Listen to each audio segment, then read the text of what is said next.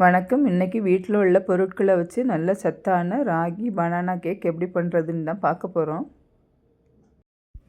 குழந்தைங்கள்லாம் ரொம்பவே விரும்பி சாப்பிடக்கூடிய இந்த கேக்கை வீட்டிலே எப்படி ஈஸியாக பண்ணுறதுன்னு தான் பார்க்க போகிறோம்.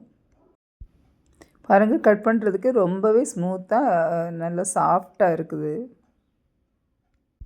அவன் இல்லாமலே இதை ஈஸியாக செய்திடலாம். வாங்க எப்படி செய்கிறதுன்னு பார்க்கலாம். அதுக்கு 4 நல்ல பழுத்த பழம் எடுத்து அதை தோலை உரித்து மிக்ஸி ஜாரில் போட்டுவிட்டு அது கூட 2 முட்டையும் அடித்து ஊற்றிருக்கிறேன். அடுத்து நான் 1/2 கப் அளவுக்கு நாட்டு சர்க்கரை இது கூட சேர்த்துருக்குறேன். 1/4 கப் அளவுக்கு வாசனை இல்லாத எண்ணெய் சேர்த்துருக்குறேன். இதெல்லாம் சேர்த்து மிக்சியில் நல்லா அரைச்சி எடுத்துடலாம். இதை பனானாவை கையாலே மசிச்சுக்கிட்டு வேற எல்லாம் சேர்த்து விஸ்க் வச்சும் நல்லா அடித்து எடுக்கலாம். நான் மிக்ஸி ஜாரில் போட்டால் கொஞ்சம் ஈஸியாக இருக்கும்னு மிக்ஸி ஜார்லேயே போட்டு அரைச்சி எடுத்துட்டேன்.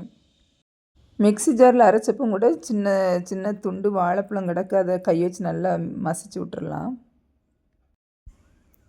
மிக்ஸியில் அரைச்சி எடுத்ததை ஒரு மிக்சிங் பாத்திரத்துக்கு மாற்றிக்கிட்டு அதில் 1 கப் அளவுக்கு ராகி மாவை போட்டு அரைச்சி எடுத்துக்கிடணும்.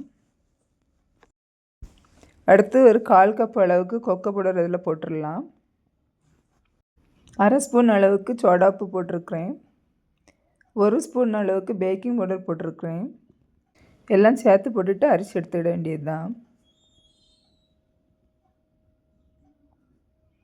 இதில் ஒரு 1/4 ஸ்பூன் அளவுக்கு உப்பு போட்டிருக்கிறேன். மாவு கட்டிகள் இல்லாமல் அரிசி எடுத்துக்கிட்டால் தான் கேக் நல்லா ஸ்மூத்தாக வரும். மாவு ரெடி பண்ணிகிட்டு இருக்கும்போது நம்ம அடுப்பில் ஒரு அடிகனமான பாத்திரத்தை வச்சு நல்லா சூடு பண்ணணும். நான் அதுக்கு இந்த பாத்திரத்தை இன்றைக்கி எடுத்துருக்கிறேன். இதில் ஏற்கனவே கேக் செய்யறதுக்கு யூஸ் பண்ண உப்பை இதில் கொட்டி நல்லா சூடாக்க வச்சுருக்கிறேன். அடுத்து கேக் மாவு ஊற்றக்கூடிய பாத்திரத்தை ரெடி பண்ணிடலாம். அதில் ஃபுல்லாக நெய் ஊற்றி நல்லா ஸ்ப்ரெட் பண்ணி விட்டுறணும் எல்லா இடமும். எடுத்து வச்சுருக்கிற மாவை கொஞ்சம் கொஞ்சமாக விஸ்க் வச்சு நல்லா கலந்து விட்டுறலாம். இதில் காய்ச்சி ஆற வச்ச பாலை கொஞ்சம் கொஞ்சமாக சேர்த்து கெட்டி இல்லாமல் நல்லா விஸ்க் வச்சு கலந்து விட்டுறணும். கலந்து விடும்போது ரொம்ப கெட்டியாக இருக்க மாதிரி தெரிஞ்சால் கொஞ்சம் கொஞ்சமாக பால் சேர்த்து நல்லா கேக் பதத்துக்கு வர்றது வரைக்கும் நல்லா கலந்து விட்டுட்டே இருக்கணும். கேக்கில் கசப்பு டேஸ்ட் ரொம்ப பிடிக்கும்னா கோகோ பவுடர் கொஞ்சம் கூட சேர்த்துக்கிடலாம்.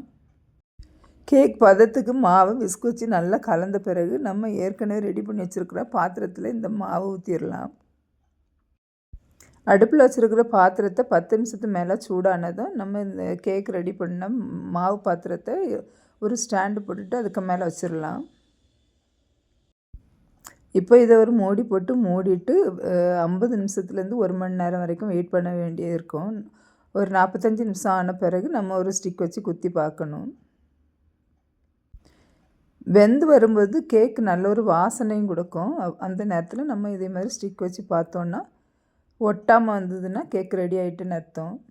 இப்போ அடுப்பு ஆஃப் பண்ணிவிட்டு கேக்கை வெளியே எடுத்து கொஞ்சம் நேரம் ஆற வச்சுட்டு சைடெல்லாம் கத்தி வச்சு லைட்டாக இலக்கி கொடுத்துட்டு வேற ஒரு பாத்திரத்தில் தட்டினோன்னா அழகாக இலகி வந்துடும். கேக் மாவு அடுப்பில் வச்சு ஒரு 10-15 நிமிஷம் கழிஞ்ச பிறகு உங்களுக்கு நட்ஸ் எல்லாம் போடணுன்னா அதில் மேலே தூவி விட்டுறலாம். நான் இன்றைக்கி நட்ஸ் எதுவும் போடாமல் தான் கேக் ரெடி பண்ணியிருக்கிறேன். பாருங்கள், கேக்கில் சைடெல்லாம் நல்ல இலகி தான் இருக்குது. நம்ம சும்மா அந்த இது கத்தி இல்லைன்னா கரண்டி எதாவது வச்சு இப்படி லைட்டாக இலக்கி கொடுத்தோன்னா ஈஸியாக வந்துடும். இப்போ இந்த கேக் பாத்திரத்துக்கு மேலே ஒரு மூடியை வச்சு அதை கமத்தி தட்டினோன்னா அழகாக இலகி வந்துடும். சும்மா இப்படி 2 தட்டு தட்டிட்டு எடுத்தோன்னா கேக் அழகாக இலகி வந்துடும். பாருங்கள், சூப்பராக கேக்கு அடர்ந்து வந்துட்டு. கேக் பார்க்குறதுக்கு மட்டும் இல்லைங்க, சாப்பிட்றதுக்கும் டேஸ்ட்டு சூப்பராக இருந்து குழந்தைங்களுக்குலாம் ரொம்பவே பிடிச்சிருந்தது. கட் பண்ணுறதுக்குமே ரொம்பவே ஸ்மூத்தாக சாஃப்டாக இருந்தது. சாக்லேட் கேக்கில் கசப்பு டேஸ்ட் ரொம்ப பிடிக்கும்னா 1 ஸ்பூன் இன்ஸ்டன்ட் காஃபி பவுடர் கூட இதில் ஆட் பண்ணிக்கிடலாம். இல்லைன்னா டார்க் சாக்லேட் வாங்கி அதை மெல்ட் பண்ணி கூட சேர்த்துடலாம். நீங்களும் இந்த சத்தான கேக்கை ட்ரை பண்ணி பார்த்துட்டு எப்படி இருந்ததுன்னு கமெண்ட் பண்ணுங்கள். நன்றி.